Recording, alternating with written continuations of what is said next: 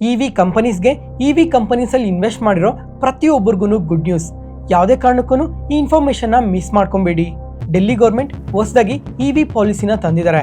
ಈಗ ನಾವು ಜನರಲ್ ಆಗಿ 2 ವೀಲರ್ 3 ವೀಲರ್ 4 ವೀಲರ್ನ ಪೆಟ್ರೋಲ್ ವೇರಿಯಂಟ್ನ ಯೂಸ್ ಮಾಡ್ತೀವಿ. ಅದೇ 2027 ಆದಮೇಲೆ ಅವೆಲ್ಲ ಕಂಪ್ಲೀಟ್ ಆಗಿ ಇವಿ ಆಗಬೇಕು ಅಂತ ಇವಾಗ ಹೊಸ ಪಾಲಿಸಿನ ತಂದಿರೋದು.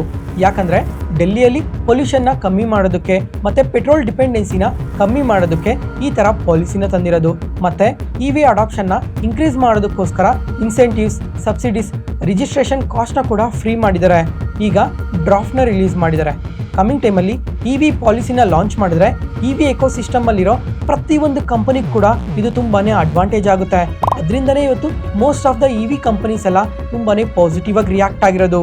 ಈ ಪಾಲಿಸಿನ ಡೆಲ್ಲಿ ಆದಮೇಲೆ ಬೆಂಗಳೂರಿಗೆ ತಂದರೆ ಯಾವ ಥರ ಇರುತ್ತೆ ಅಂತ ಒಂದ್ಸಲ ಕಮೆಂಟ್ ಸೆಷನಲ್ಲಿ ಕಮೆಂಟ್ ಮಾಡಿ. ಈ ಇನ್ಫಾರ್ಮೇಷನ್ ಇಷ್ಟ ಆದರೆ ಲೈಕ್ ಮಾಡಿ. Thank you.